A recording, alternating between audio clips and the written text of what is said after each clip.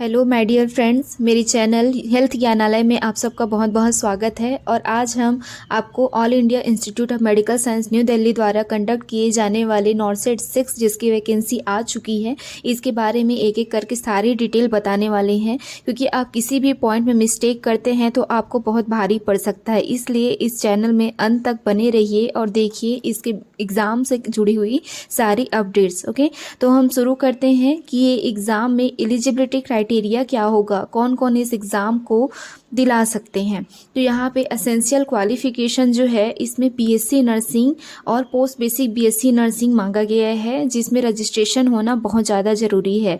दूसरी ओर यहाँ पे GNM student diploma in general nursing and midwife वो भी कंडक्ट कर सकते हैं, लेकिन इनको मिनिमम 2 साल का एक्सपीरियंस होना, वो भी 50 बेडेड हॉस्पिटल में, बहुत ज़्यादा ज़रूरी है। इसके बगैर जीएनएम कैंडिडेट जो है एग्ज़ाम नहीं दिला सकते।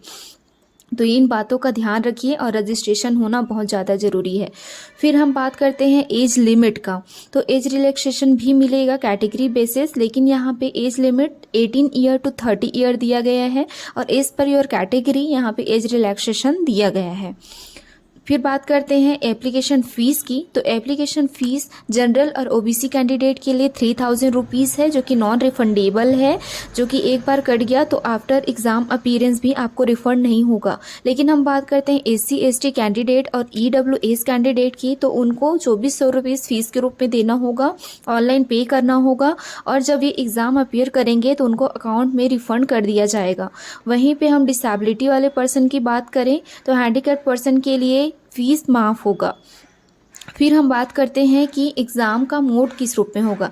तो हमेशा की तरह एम्स का एग्ज़ाम जो है वो सीबीटी मोड से होता है, पूरी तरीके से ऑनलाइन कंप्यूटर बेस्ड टेस्ट होता है। यहाँ पे 2 स्टेजेस में एग्ज़ाम कंडक्ट किया जाना है, एक प्रीलिम्स और दूसरा मेंस। तो प्रीलिम्स का एग्ज़ाम जो है वो 14 अप्रैल 2024 जो कि संडे है, उस दिन कंडक्ट किया जाना है।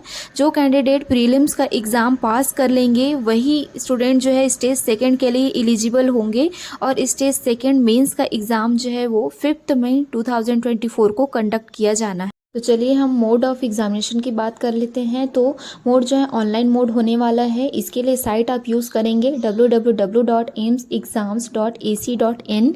इस पे जा करके आप लॉगिन करिए और वहाँ पे आईडी पासवर्ड सेट करके आगे के फॉर्म को फिल कर सकते हैं। तो ये जो फॉर्म ओपन होगा वो 26 फरवरी 2024 जो कि ऑलरेडी हो चुका है, वहाँ से स्टार्ट होकर के 17 मार्च 2024 तक शाम के 5 बजे तक ये फॉर्म भरा जाना है।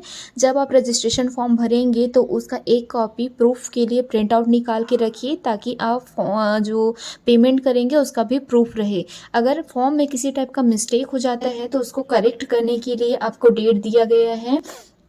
करेक्शन डेट होगा 18 मार्च 2024 से लेकर के 20 मार्च 2024 तक का। उस बीच में आप अपने फॉर्म को करेक्ट कर सकते हैं। फॉर्म भरने से पहले आपके पास जो दिए हुए इंस्ट्रक्शंस है, अपलोड इमेज इंस्ट्रक्शन जैसे आपने पहले भी भरा होगा, तो उसके हिसाब से आपके पास current passport size photo with white background, उसका स्कैन कॉपी, थंब इम्प्रेशन का भी स्कैन कॉपी, एंड आपके पास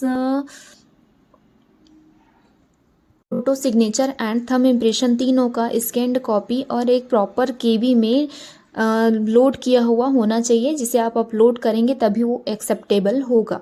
और उसी फ़ोटो का ही आपके पास पासपोर्ट साइज फ़ोटो एक्स्ट्रा रखी रहिए कि कल के दिन में अगर डिमांड करे तो हो सकता है एग्जामिनेशन सेंटर में आपको दिखाना पड़े। बात करते हैं एज रिलैक्सेशन की। तो यहाँ पे तीसरे नंबर पेज में जब पाएंगे तो फिर यहाँ पे एज रिलैक्सेशन दिया हुआ है, जो कि ST/SC कैंडिडेट के लिए 5 ईयर है। 18 to 30 ईयर एज लिमिट है, उसमें एक्स्ट्रा आपको 5 ईयर रिलैक्सेशन मिलेगा SC एंड ST कैंडिडेट को, और फिर OBC कैंडिडेट को 3 ईयर्स का, वहीं पे PWD का 10 ईयर्स। तो ये इस टाइप का पूरा गाइडलाइन दिया हुआ है, जिसे आप जिस कैटेगरी में आते हैं उसके हिसाब से चूज़ कर सकते हैं। करते हैं कि नॉन क्रीमी लेयर कैंडिडेट्स की, जो कि OBC ही कैंडिडेट होंगे, तो उनके लिए यहाँ पे कास्ट सर्टिफिकेट जो कि 1 अप्रैल 2023 से लेकर के 31 मार्च 2024 के बीच में इशू हुआ होना चाहिए, तभी ये वैलिड है, और इसे डॉक्यूमेंट वेरिफिकेशन के टाइम में आपको शो करना होगा। तो इस चीज़ का non creamy layer OBC candidate खास तौर पे ध्यान रखेंगे। State government, central government and PSU के कर्मचारियों को ध्यान रखना है कि उनको अपने ऑफिस से, अपने विभाग से नो ऑब्जेक्शन सर्टिफिकेट होना बहुत ज़्यादा ज़रूरी है और इसे डॉक्यूमेंट वेरिफिकेशन के टाइम में आपको शो करना होगा, नहीं तो बहुत बड़ी दिक्कत हो जाएगी। तो इस चीज़ का बिल्कुल खास ध्यान रखेंगे state government, central government and PSU कर्मचारी। फिर हम बात करते हैं, यहाँ पे स्पेशल गाइडलाइंस दिया हुआ है। तो एग्ज़ाम किस तरीके का होगा, जैसे हमेशा होता है, इसका ड्यूरेशन ऑफ एग्जामिनेशन ये 90 मिनट्स का होगा। इसमें आपको 100 MCQ क्वेश्चंस दिए जाएंगे, जिसको आप मल्टी चॉइस क्वेश्चंस रहेंगे ये। तो यहाँ पे एक नया गाइडलाइन आया हुआ है एम्स का, ये फर्स्ट टाइम हो रहा है, तो इस चीज़ को आप बिल्कुल ध्यान रखेंगे, धोखे में नहीं जाएंगे। तो यहाँ पे 20 MCQs होगा जनरल नॉलेज का एंड एप्टीट्यूड का, और 80 जो है वो नर्सिंग या सब्जेक्ट रिलेटेड जो सिलेबस है उससे होगा। फिर यहाँ पे हम बात करते हैं नेगेटिव मार्किंग की, तो 1/3 mark for each wrong answer. And फिर क्वेश्चन पेपर, यहाँ पे एक स्पेशल गाइडलाइन दिया हुआ है। तो question paper will be divided in 5 sections each of 18 minutes duration where each section will contain 20 question. तो यहाँ पे 20-20 क्वेश्चन का 5 सेट होगा, तो इस सेक्शन को आपको 18 मिनट में क्लियर करना है। मतलब 20 क्वेश्चन को आपको 18 मिनट में आंसर देना है, उसके बाद वो डिसअपीयर हो जाएगा और बाद के लिए आप उसको छोड़ के नहीं रख सकते। जैसे पहले आप क्या करते थे कि फ्लैग लगा के छोड़ देते थे बाद के लिए, वो सब आंसर जो डाउटफुल रहता था उसे आप बाद में, या जो टाइम कंज्यूमिंग था उसे बाद के लिए आप छोड़ दिया करते थे। पर इस बार से ये ऐसा नहीं होगा। यहाँ पे 5 सेक्शंस डिवाइडेड हैं और 18 मिनट में आपको 20 क्वेश्चन को करना है। उसके बाद दोबारा आप उस क्वेश्चन को नहीं देख सकते। 20 क्वेश्चन के होने के बाद, मतलब 18 मिनट कंप्लीट होने के बाद आपका नया सेक्शन स्टार्ट हो जाएगा और आप वापस पिछले में नहीं जा सकते। तो इस चीज़ का आप खास ध्यान रखेंगे और इस चीज़ के लिए पूरा प्रिपेयर होकर के जाएंगे कि आपके पास सिर्फ 18 मिनट होगा 20 क्वेश्चन को करने के लिए। उसके बाद आप उस क्वेश्चन को दोबारा देख नहीं पाएंगे। फिर जैसे जैसे आपका क्वेश्चन कंप्लीट होगा और टाइम 90 मिनट्स कंप्लीट होगा, अपने आप ये रीसबमिट हो जाएगा।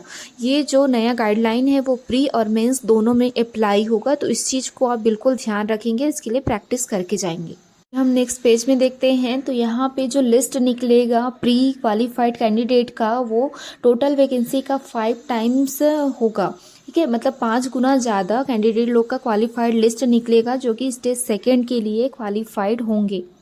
फिर हम देखते हैं क्वालिफाइंग मार्क्स के लिए, जो कि एम्स सेकेंड मेंस के लिए होगा। तो the qualifying marks in the नॉर्सेट examination will be 50% for general candidates, 45% for OBC and 40% for SC and ST candidates and 5% additional relaxation for PWBD candidates. एक और इंस्ट्रक्शन हम देखते हैं यहाँ पे, if a CBT examination is conducted in multiple shift, the respective normalization procedure at AIIMS published wide notice number 35/2023 dated 21/2023 shall be applicable। मतलब अगर multiple shifts में होता है एग्ज़ाम, तो यहाँ पे नॉर्मलाइजेशन भी किया जाएगा, तो उसके हिसाब से आपके मार्क्स जो है वो भी फ़र्क पड़ेंगे। सो एम्स न्यू दिल्ली ने अभी तक 14 एम्स में वैकेंसी निकाला हुआ है, मतलब प्लेसमेंट जो है अभी तक की गाइडलाइन के हिसाब से 14th एम्स का नाम दिया हुआ है, जो एम्स भटिंडा, एम्स भुवनेश्वर, एम्स बिलासपुर, देवघर, गोरखपुर, गुवाहाटी, कल्याणी, मंगलागिरी, नागपुर, एम्स न्यू दिल्ली, एम्स पटना, एम्स रायबरेली, एम्स रायपुर एंड एम्स विजयपुर का वैकेंसी निकला हुआ है। तो इन्हीं में से ही किसी एक एम्स में आपको पोस्टिंग मिल सकता है। और closing date, application closing date के पहले अगर कोई और एम्स ऐड होता है तो उसे भी इसमें इंक्लूड कर दिया जाएगा, लेकिन फिलहाल के लिए इतना ही है। एंड एक और इम्पॉर्टेंट चीज़, यहाँ पे 18:20 रेशियो का ही चल रहा है, मतलब मेल फीमेल का। फीमेल रिजर्वेशन जो है 80% सीट्स होगा और मेल के लिए 20% सीट एप्लीकेबल होगा। पे एक सर्विस मैन के लिए भी गाइडलाइन दिया गया है, हैंडीकैप के लिए भी दिया गया है, तो वो उस टाइप के प्रॉपर इंस्ट्रक्शन को पढ़ सकते हैं कि आपको क्या क्या चीज़ों का ध्यान देना है। और सबसे इम्पॉर्टेंट चीज़, डॉक्यूमेंट वेरिफिकेशन के टाइम में आपके पास सारे डॉक्यूमेंट्स होने ज़रूरी है, जिस भी कैटेगरी में आप आते हो, जैसे कि ओबीसी, एसटी, एससी हैं तो उनके पास प्रॉपर कास्ट सर्टिफिकेट होना ज़रूरी है। अगर स्टेट गवर्नमेंट एम्प्लॉई या सेंट्रल गवर्नमेंट एम्प्लॉई तो उनके पास एनओसी होना ज़रूरी है अपने विभाग से।